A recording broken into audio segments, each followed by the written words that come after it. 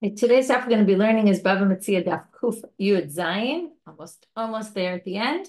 Today's stuff is sponsored by the Hadran women of Long Island in honor of the birth of a daughter of Elisa and Chetzky Gewurtz, to our friend and co-learner Dina Rabinovich. May the Rabinovich and Gewurtz families see much nachat as the new Hadran Daf edition grows to Torah and Daf, Kupan Masim Tovim, and may the Simcha bring joy, peace, and healing to the Jewish nation and the world. Mazal Tov. Okay, last chance or almost last chance to register for the Siyum. So the Siyum, again, in Israel, there's a bunch of Siyumim happening either Tuesday night or some of them in other nights. There's one in Jerusalem, there's one in Modi'in. I'll be at the one in Modi'in if anyone wants to come. Dr. Levi's Rabbanit, Dr. Levi will be speaking as well about the importance and the centrality of the Nizikin, Seder Nizikin in our daily lives. And the English Siyum will be happening on Wednesday, which might be Wednesday morning, might be Wednesday afternoon, might be Thursday morning, early in the morning for you, depending on where you're living. So everyone is welcome to join. It's a Zoom, so get your Zoom link through the registration link. If you can't find it, it's on our homepage, right front and center. Okay, looking forward to seeing you there. There we'll hear from Dr. Alana Steinhain and from Elaine Gottesman, one of our learners.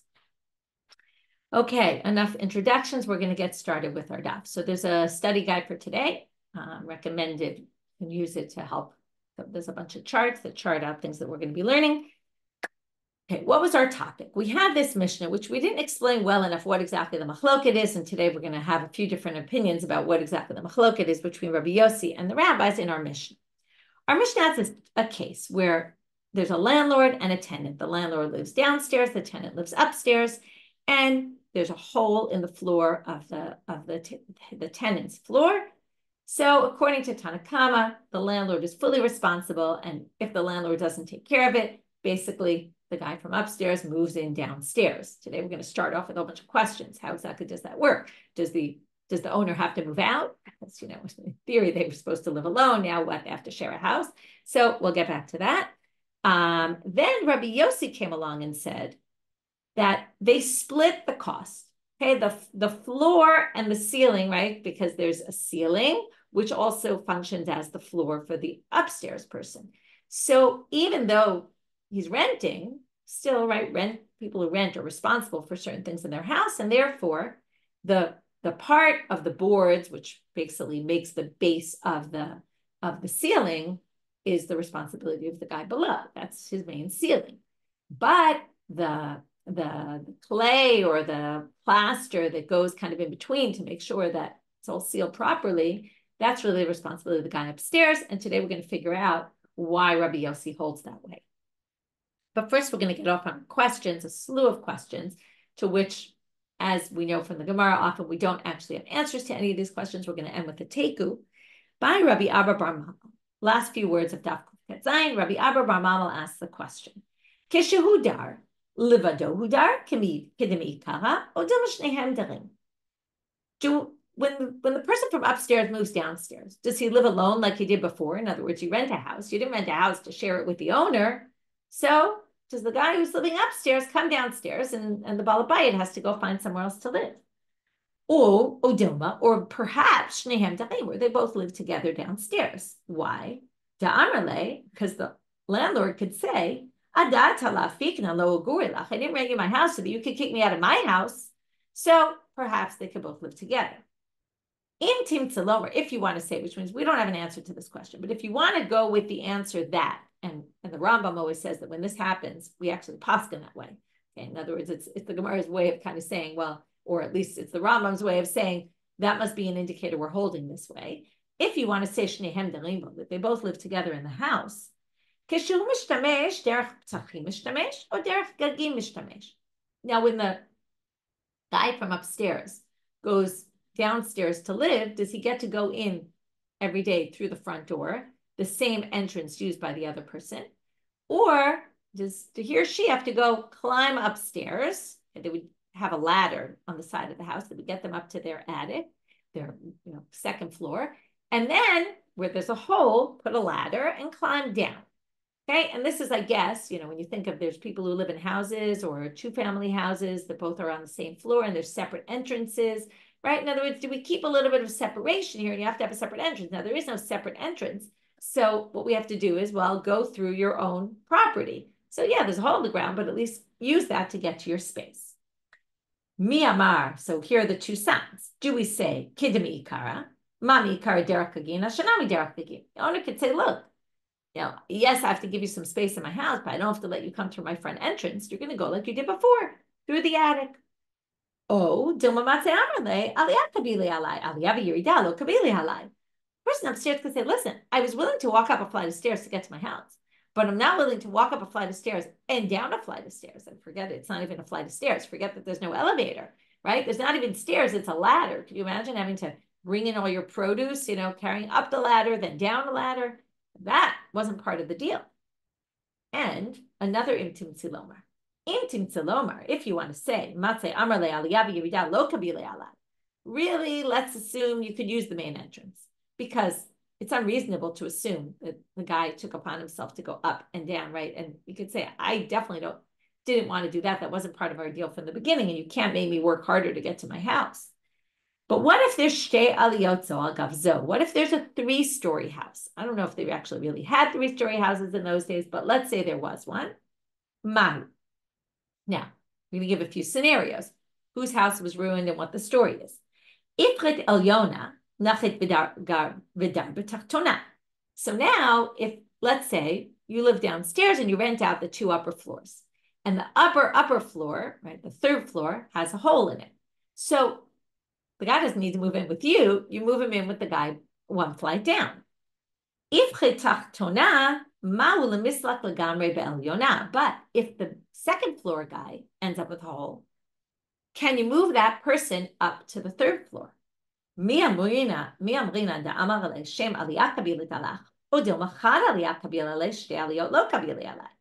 Can you say, listen, you accepted upon yourself to go up, so what? Go up another floor.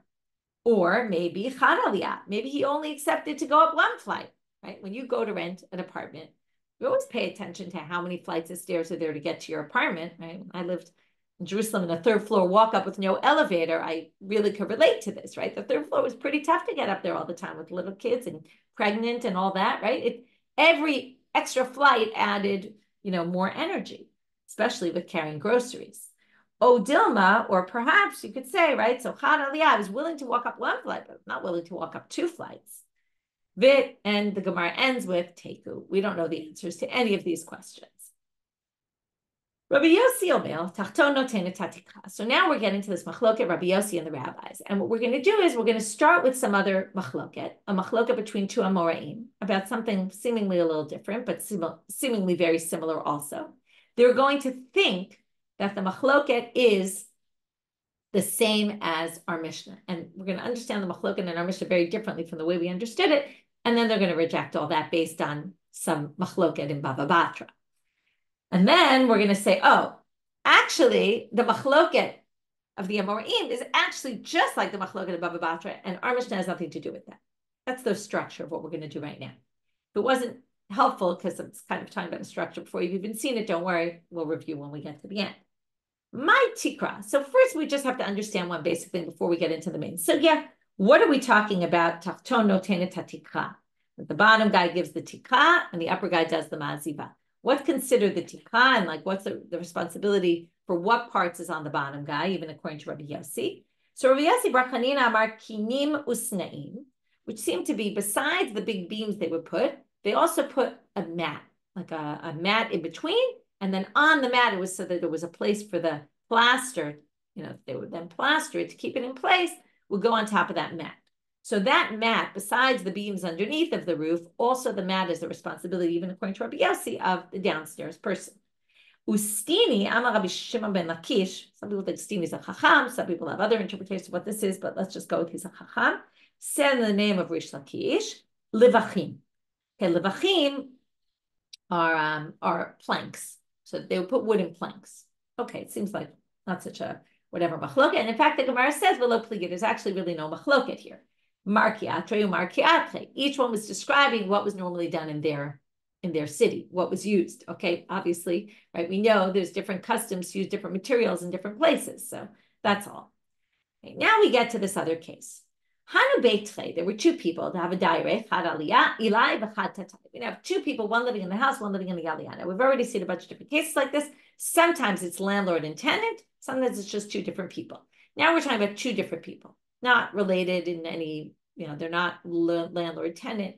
They're just two people. They could be related. They could be two brothers who inherited a house, and one's upstairs, one's downstairs. Doesn't really matter. We have two people living, one upstairs, one downstairs. Ifchit maziva. Now the plaster that was in the floor starts wearing away. Kimashe mai Eli, and when the upper guy, now anyone who lives in an apartment probably is once in a while come up with this, it's been part of this kind of situation. Well, when he pours water, because the plaster started wearing away, the water starts dripping down into the apartment of the guy below, right? This happens a lot in apartment buildings. There's a leak in someone's apartment and it goes into someone else's apartment. Okay, hopefully you've never dealt with it, but many people I know have dealt with this, where all of a sudden there's water coming into your house from someone else's apartment. So in parentheses, I have here mimataken. It's a parentheses, which means it doesn't really belong here in the text. Either which way, that's obviously what they're addressing. Who is responsible to fix the hole? Now you say, what's the question? Of course, the guy upstairs has a problem in his floor, right? Of course he has to fix it. But remember, the floor is also part of the other person's ceiling. And perhaps there's another issue, which we're going to see. And a surprising opinion, I would say. Rabbi Yehuda, which we'll learn a lot more about in Bava Batra. Rabbi Yehuda bar Abba Amal El Yomi Taken. So Rabbi Yehuda bar Abba says very simply, guy upstairs obviously has to fix the leak so that the water doesn't go dripping down to the neighbor.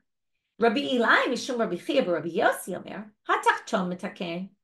Rabbi Eli and the neighbor of Rabbi Yosi, remember Yosi, because this is going to be how we're going to remember who says what, says the lower guy has to fix it.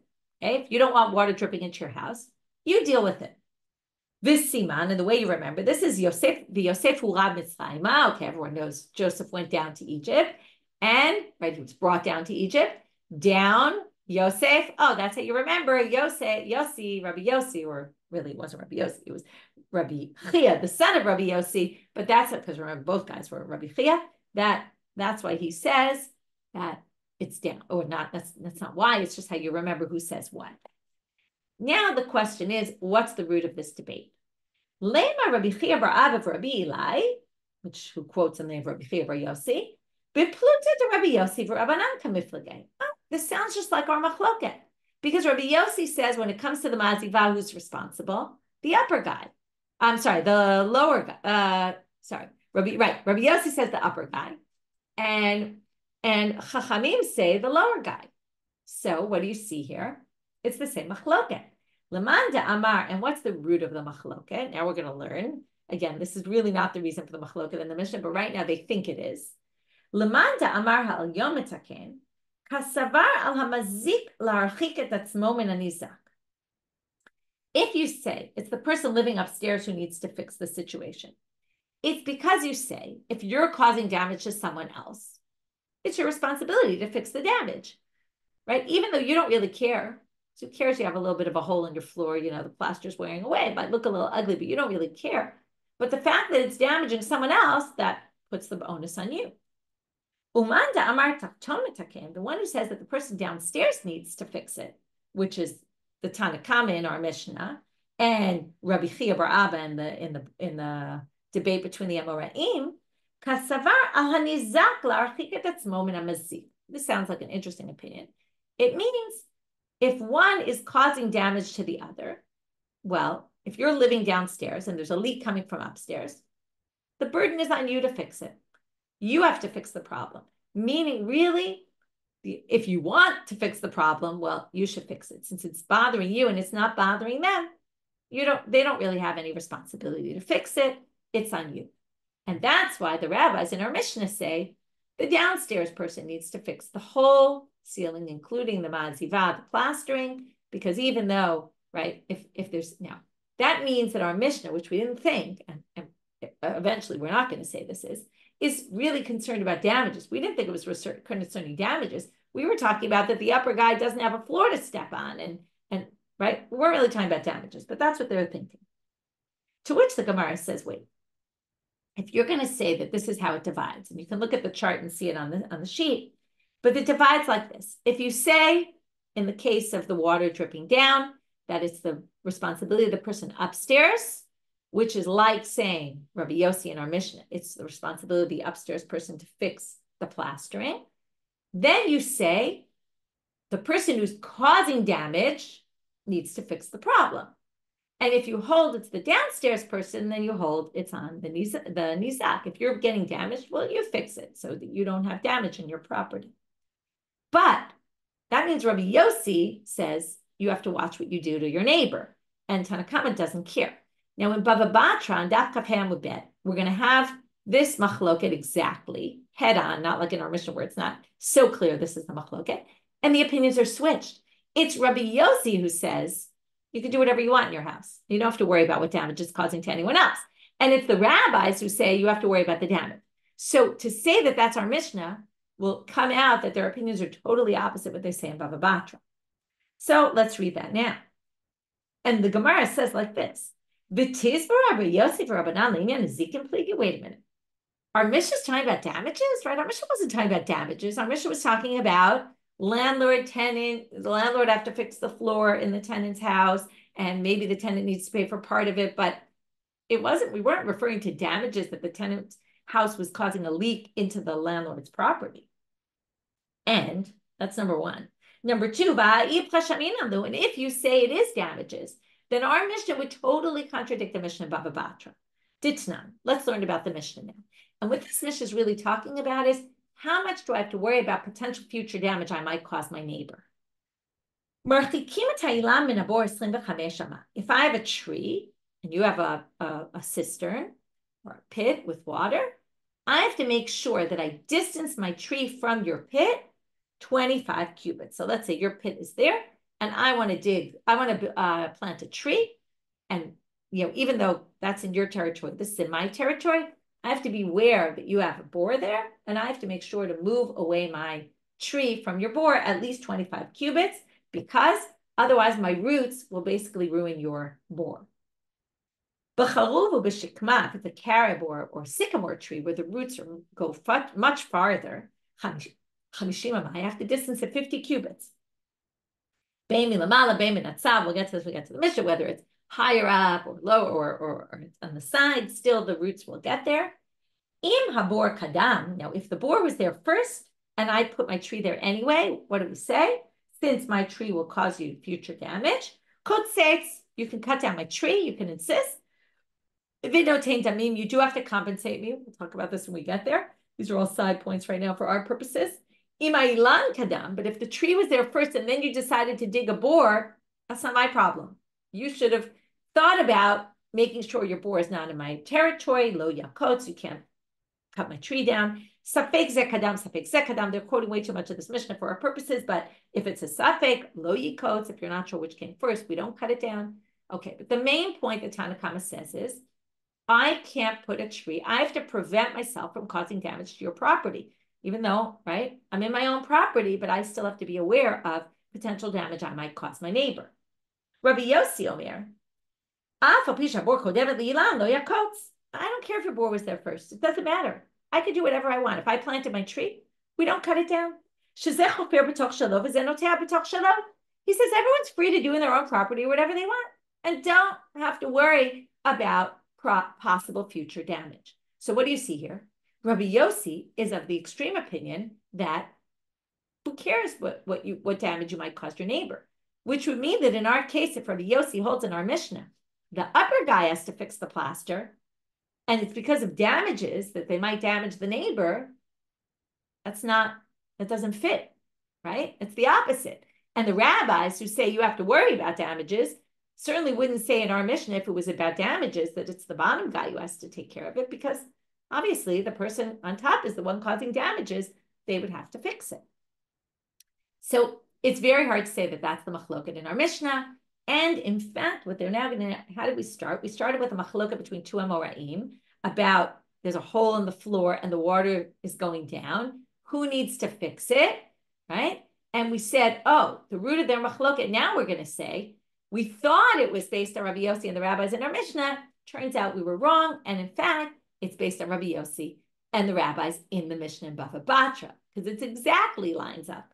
There you actually have an exact lineup. You could, by the way, imagine how they got confused about this, because first of all, the case is very similar to Rabbi Yosi and the rabbis in terms of someone living upstairs, someone living downstairs, as opposed to a tree and a boar.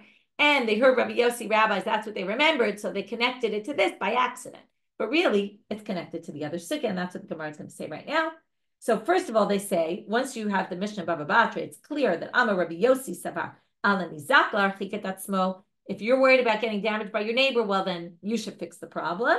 And Rabbanan Savar Ala Mazik L'Archiket Atzmo. If you're damaging your neighbor, then you should be the one to fix the problem. So if you want to connect the machloket and say that Rabbi Yosi and the rabbis disagree about the same thing that Rabbi Chia bar Abba and Rabbi Chia bar Rabbi Yosi are arguing about, their machloket must be the same as the machloket of Bava Batra. And that works perfectly. So now we're left with two things. First thing we have to do is, so what's the machloket in our Mishnah then? Rabbi Yosi v'Rabbanan dehacha b'may plik. What's the root of their machloket? Bechozek tikra kamiflage. What they're really arguing about is the strengthening of the ceiling and the floor. Basically, what they want to know is this. Rabbanan savrei ma'aziva achzuke tikrahu. What's the point of plastering your ceiling / the floor of the other person? The point is to strengthen your ceiling, really. That's the main purpose. Now, if the main purpose is to strengthen your ceiling, well, whose ceiling is it? The person who lives downstairs. And therefore, since the plaster is coming apart, now, again, this is a landlord-tenant situation. And we all know that if you have a contract with a landlord or with a tenant, so there's a list of responsibilities, what the landlord's responsible for taking care of, what the tenant's responsible. So the plaster coming about is really wear and tear. So theoretically, it could be on the tenant to pay. But since it's also functioning as strengthening the ceiling, and the main purpose, according to one opinion, is it's strengthening the ceiling, that's why the rabbis say it's the responsibility of the person downstairs. But Rabbi Yosi Savar Mazivashvu Yegumotu. No, the reason you plaster the floor is to flatten out the floor for the people walking on it. It's not so much for the ceiling, even though maybe it functions. It's also strengthening the ceiling. But the main purpose is to get your floor more even. And therefore, Rabbi Yosi says the responsibility of the person upstairs. And that's the machloket between them. Okay, so we're good. We only have one last thing, which is going to kind of raise a big question here, which is, wait a minute. In the end, what did we do? We took this machloket of two amoraim about a different topic, about damages. We tried to compare it to our Mishnah. We said, no, our Mishnah is not relating to damages. And if it was, it would be the flipped. Okay, the opinions would be flipped based on this Mishnah Bava Batra. Then we said, oh, well, then let's just say that the Mishnah, that the debate between the Amoraim is exactly lined up with the Mishnah Bava Batra. Whose responsibility? Nizak or Mazik, right? Which neighbor is responsible, the one who's being damaged or the one who's damaging? And that works perfectly, except that it doesn't really work perfectly because, Ini, is that really true that these machlokot line up? Rav Ashi said that when I was in the house of Rav Kahana, they said, Mo de Rabbi Yosi begeri delay. Even though Rabbi Yosi says you can do whatever you want in your house, I don't care if it's bothering your neighbor. That's their problem. But not if, and this makes a lot of sense all of a sudden, because it's a very hard opinion to go by, right? Obviously, if your neighbor's, there's water dripping into your house from your neighbor, it seems weird to say it's not their responsibility. So Rabbi Yosi agrees begeri delay. What's geri delay? If you have direct, okay, this goes back to Bava Kama and Nizikin and all these things we learned. There's grama, which is indirect damages, and then there's geri delay, which is, it's like shooting arrows, where arrow is shooting right at you, it's going to damage you. So what he means is, if it's really direct damages, which is your neighbor pours water on the floor and it goes right into your house and causes damage, even Rabbi Yosi thinks, okay, we don't go that far. Of course, your neighbor needs to fix it. So how could you possibly say there's a machloket here? All the Tanaim say in this kind of case, you'd have to fix it. To which the answer, it's some kind of indirect damage, where the water kind of doesn't go down directly. We all know this how water works, right? It seeps into the ground and then eventually water collects there and eventually it starts dripping down. That's already indirect damages. And then Rabbi Yosi would say you're not responsible. And then it goes into what we've learned about grama, the indirect damages you're not liable for. And perhaps that explains Rabbi Yosi a little better. Okay. that's the end of that sugya. Now we're moving on to a new Mishna. Again, a bayit aliyah, but every time you have to clarify, are we talking about landlord, tenant? No, here we're talking about two different people. Again, it could be brothers who inherited the same house. It could be just two people who each bought different parts of the house. And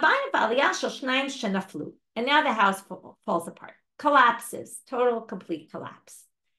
Amar bal aliyah lebal habayit livnot. Now the guy who lives upstairs says, I want to live here, but I can't live here without there being a bottom floor. But who I know won't say livnot. But the person downstairs can't afford to rebuild the house or doesn't want to, maybe has another place to live, doesn't want to be bothered, isn't interested. So now the Baal Aliyah, the person living upstairs, is stuck. Where do they have to live? They can't live in the air, right? And they don't own the airspace of the downstairs. So according to Tanakama, the person living upstairs builds the downstairs. And when the owner, the original owner of the downstairs, is ready to move back in, they compensate the downstairs person, the upstairs person who's now living downstairs. They compensate them for what they spent. And then the person living downstairs moves upstairs. Okay, the person who was originally living upstairs moves from downstairs to upstairs. Obviously, they're going to end up having to work, for someone like me who hates doing renovations, right? Unfortunately, they're stuck doing renovations twice. But that's their prerogative. They want to live in a house now. So they first live downstairs. As soon as the original owner wants to come back, they pay for all the expenses that the person put out for building, that the upstairs person put out for building the downstairs. And now the person can build the upstairs. Rabbi Yehuda Omer, so now, exactly what you're asking, Becky, which is, Rabbi Yehuda says, wait a minute, that's like a squatter. That person is living in someone else's space. So, of course, they have to pay them rent, in which case this isn't a good solution, because that seems really unfair. So Rabbi Yehuda suggests, in order to avoid the paying rent, here's a different idea. Now, why do you have to pay rent? And this goes back to famous sugya Bava Kama, Daf Kaf, Zenehene v'zelo chaser, right? The person from upstairs who's living now downstairs is benefiting because they don't have anywhere else to live, so they're benefiting. And zelo chaser, well, the bottom person is not missing anything because they could live there if they want, but they don't want to. So they're not taking any loss. This is just like a squatter. Now, it seems clear from here, not everybody thinks that a squatter would have to pay. Some people think you don't have to pay. It sounds like Rabbi Yehuda is saying you have to pay. So what does he suggest? I'm saying it seems that way because later we're going to understand Rabbi Yehuda differently. So now they say, okay, the person living upstairs actually builds the entire thing, which is a little unfair. They have to have money to be able to build a house and the second floor. Mekaret Elyona has to put a cover, right, a ceiling on the top, meaning make it inhabitable. Once it's inhabitable, then Yoshe Babayit Ad Shitain Lo Et Yitziota. Then they can live downstairs until the person pays them back. Now, why would they live downstairs? First of all, I guess it's easier, but it's not even that, because that would be a benefit. We're going to see, you have to say there is no benefit. Why is there no benefit? Because they could live upstairs. And why are they living downstairs? Because the only incentive to get the person to give them their money back is to live in their space so that, the guy will, the original owner will eventually come back and say, hey, get out of my house. So they want to incentivize that person to paying them, to reimbursing them. But the main point is we now turned it into a case of zelo nehene v'zelo chaser. This person is not benefiting and that person's not losing anything because they're not benefiting because they could be living upstairs. That's the way we understand Rabbi Yehuda right now. And what we're going to focus on right now is Rabbi Yehuda. Because comes Rabbi Yochanan, turning now to Amud Bet. Amar Rabbi Yochanan, b'shlosha mekomot shana lanu Rabbi Yehuda, asur la'adam sheyeheneh mimamon chavero. Rabbi Yochanan now comes and says, I'm going to take 3 Mishnayot, one in Bava Kama, one in Bava Metzia, one in Bava Batra. And the one in Bava Metzia is, Bava Kama should be very familiar to you at this point. I'm going to take 3 opinions of Rabbi Yehuda that appear in these Mishnayot. And I am going, even the one in Bava Batra we learned, if I remember correctly, I'm going to take these 3 opinions and I'm going to show you that there's a common thread through all 3 of them. And they're all based on a person is not allowed to benefit from someone else's money, someone else's property without their knowledge or without their consent, like a squatter. okay? Which basically means, in other words, zenehene v'zelo chaser, right? You can't, well, it could mean this. In our case, it will mean this. If you benefit and the other person is not losing anything, you still can't do it because you're not allowed to benefit from anyone else's money or property. So how do we see this? The way the structure of this Gemara is going to work is, first, we're going to take the three Mishnas. We're going to show how they all mean this. And then the Gemara is going to reject this entire thing and say, not our Mishnah, not the other Mishnah, and not the third Mishnah have anything to do with this topic. And they all are for different reasons entirely. Rabbi Yehuda's opinion in each of the Mishnayot, each time has to do with something entirely different. And therefore, this theory of Rabbi Yochanan is rejected. So if while I'm explaining it, you say, hey, when we learned this, it's not exactly how we explained it, don't worry, because that's eventually what we're going to say.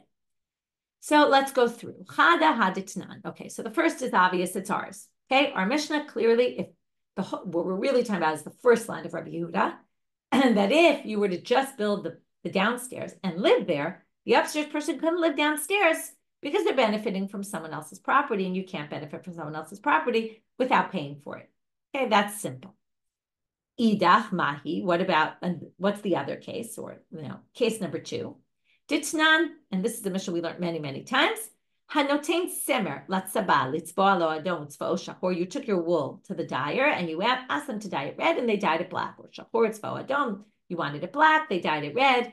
Rabbi Meir omer notain lo d'mei samro. So Rabbi Meir says basically you give them the value of the wool and you get, right? So according to Rabbi Meir, basically the person who dyed it acquires the wool. They keep the wool and gives you back the value of the wool that you gave them. So basically you're left back where you were and they end up with the dyed wool. Now that would mean, the way we're going to view it right now is that you can benefit from someone else's items, right? You took their item, you ruined it, and now you get to keep it. Just a little weird.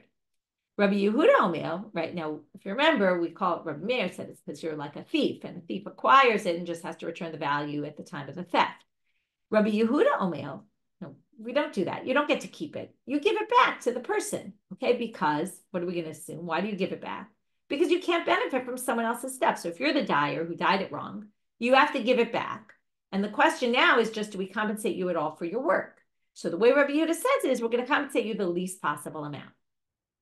In the end, the original owner does get back something that's increased in value, because even though they wanted it red, now it's black, but it's still increased in value and you spent money on it. So Rabbi Yehuda says,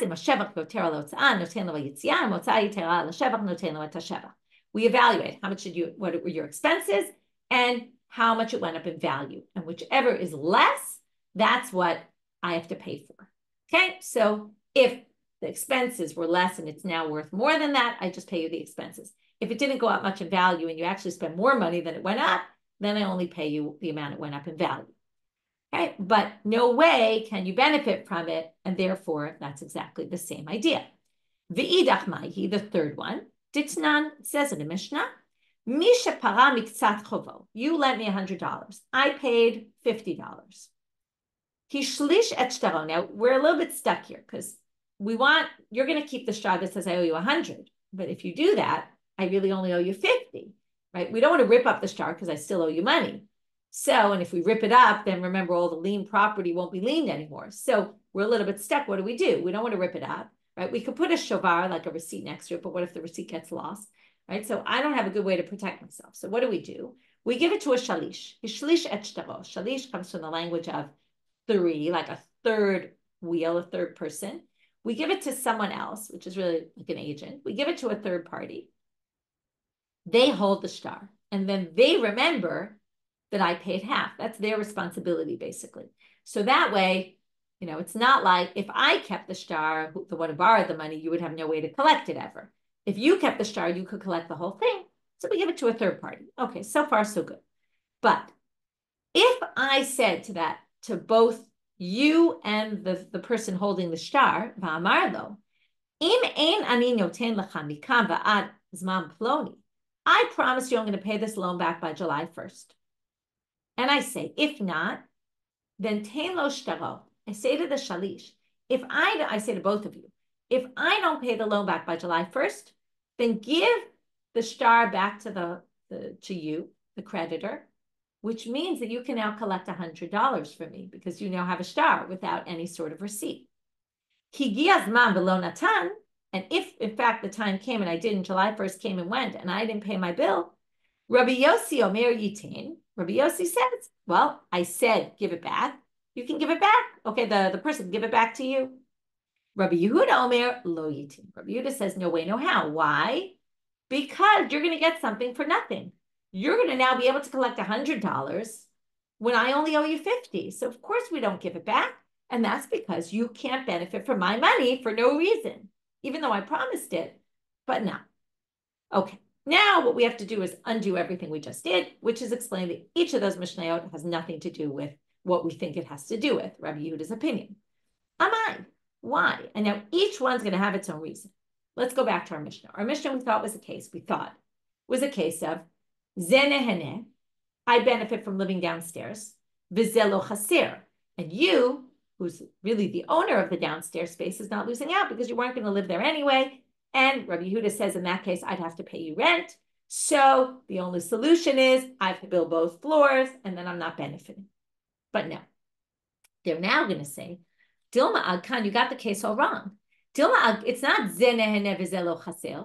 We're going to now say it's Zenehene Vizeh Chaser. I am actually causing you to lose out. Why is that? Because Dilma Agkan Loka Amar Rabbi Yehuda, maybe Rabbi Yehuda only said it there. There's blackening of the walls. I build you a brand new house, but I'm using it. And when I use it, the walls are going to turn black because when I use my oven in your house, it turns the walls black.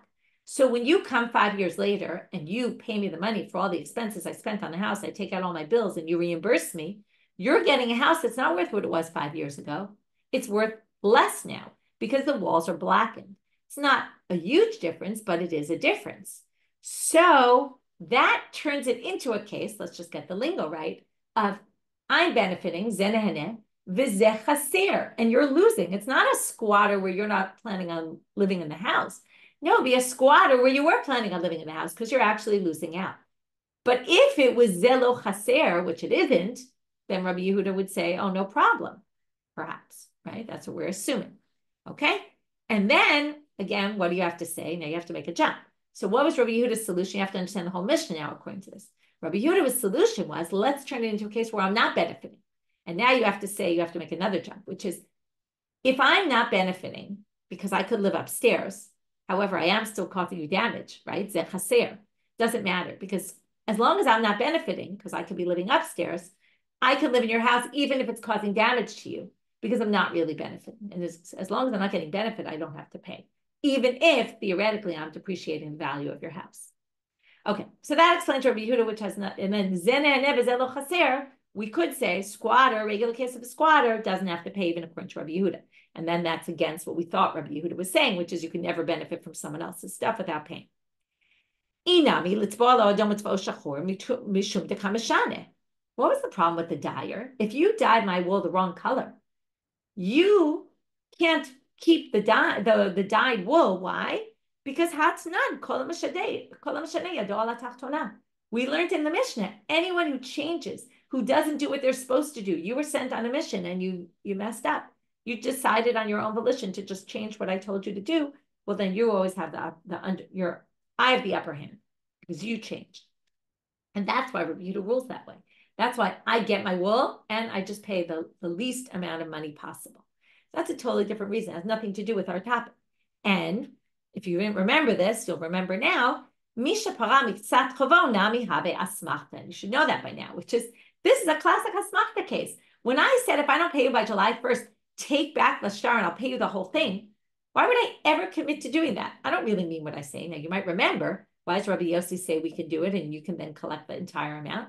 Because Rabbi Yosi has a unique opinion about asmachta. Rabbi Yosi holds asmachta works, okay? But Rabbi Yehuda holds asmachta lo kane. Shamina le Rabbi Yehuda damar lo kane. It was a complete exaggeration. I never meant what I said. I was only trying to convince you that, don't worry, I'll pay you the money. So I made some silly exaggerated statement, but I never meant it. And that's why it doesn't work. It has nothing to do with what we thought.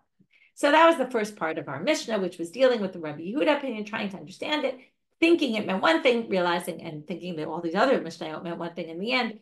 there is no real connection between these three Mishnayot. They each reflect different opinions of Rabbi Yehuda about different issues. Amar Rav Acha bar Ada Mishmei de Ula. So Rav Acha bar Ada says the name of Ula.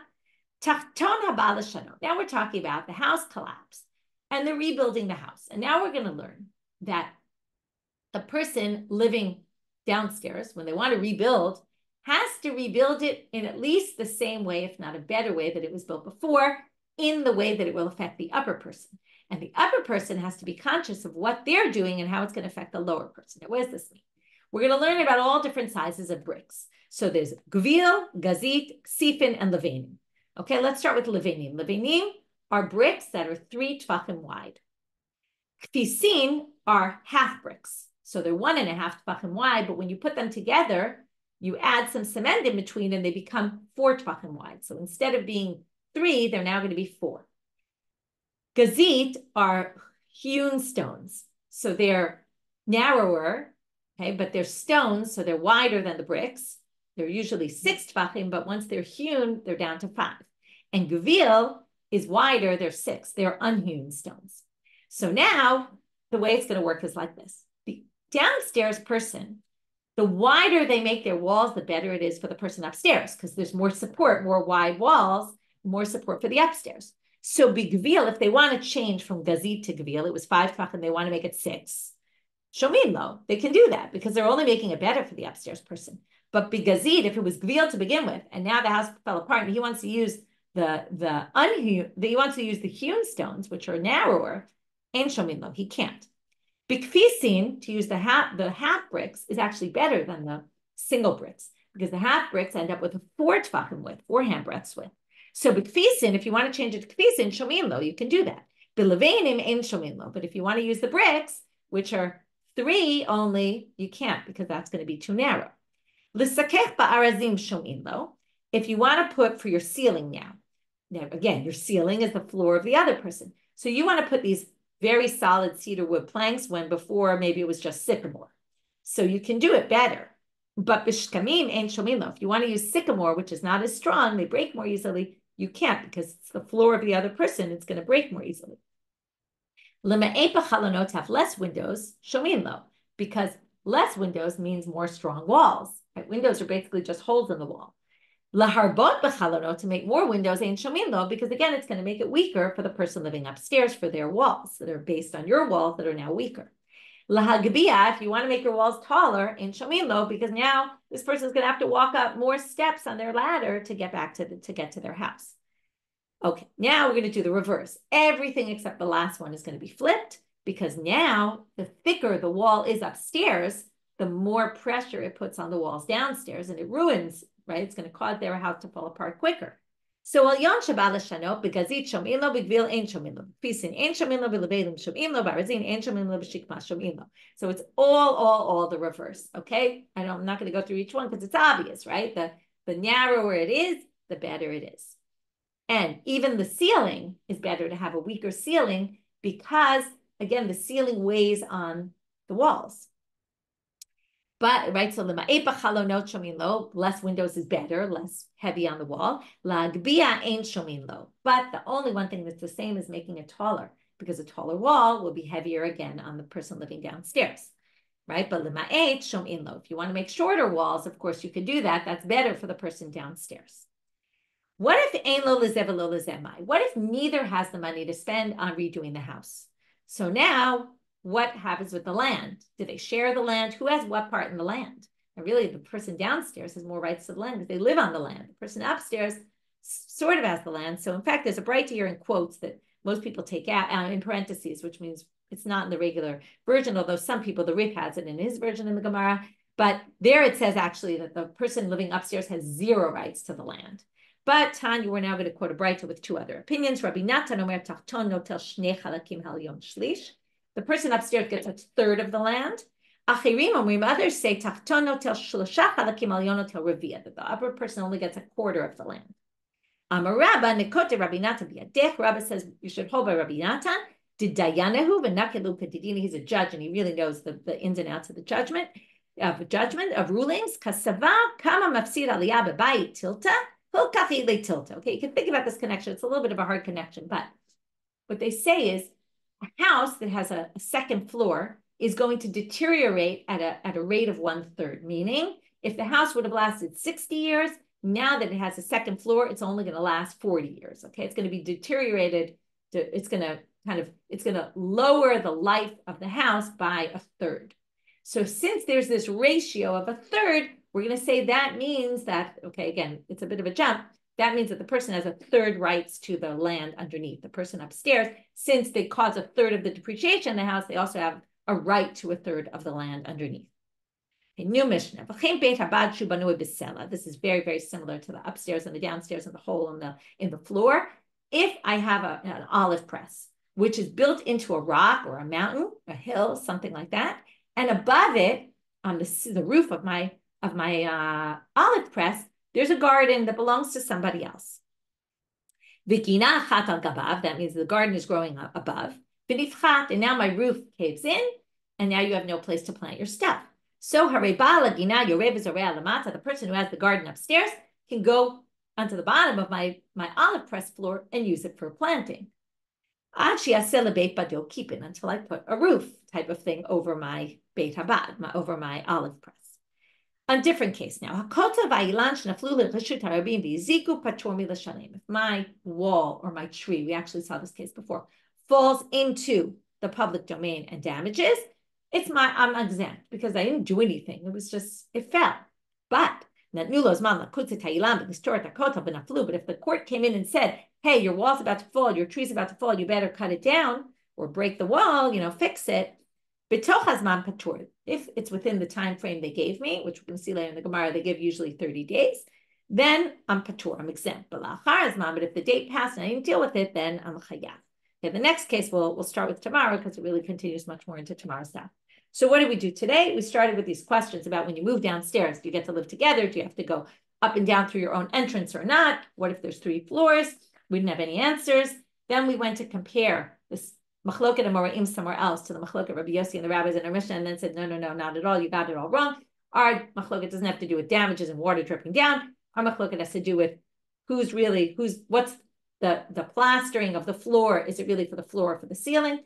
And the machloket amoraim really has to do with machloket Rabbi Yosi and the rabbis in Bava Batra, which really is all about damages and neighbors and who's responsible for what. Then we got to if the house falls down and the person upstairs wants to rebuild, but downstairs doesn't. How did they do it? From there, we got to Rabbi Yehuda's opinion, thinking that Rabbi Yehuda means something. Brought 2 other places where we think Rabbi Yehuda all means that you can't benefit from someone else's property, even if they don't care. Said that's not the case. We rejected it, each one for a different reason. And then we talked about when you rebuild this house, what does each one have to be sensitive to not to change in a way that will affect negatively the other person? We went through all those possibilities, and then we talked about this Beit Habad and about the tree and the wall falling into the public domain. With that, we finished for today. Don't forget to register for the Siyum, and don't forget that there's no class on Wednesday morning. On Thursday morning, we'll start Bava Batra, and on Wednesday night at the Siyum, or Wednesday night Israel time, we will do the last daf of the Masechet. Wishing everybody a great day and Shishma B'Sorot Tovot.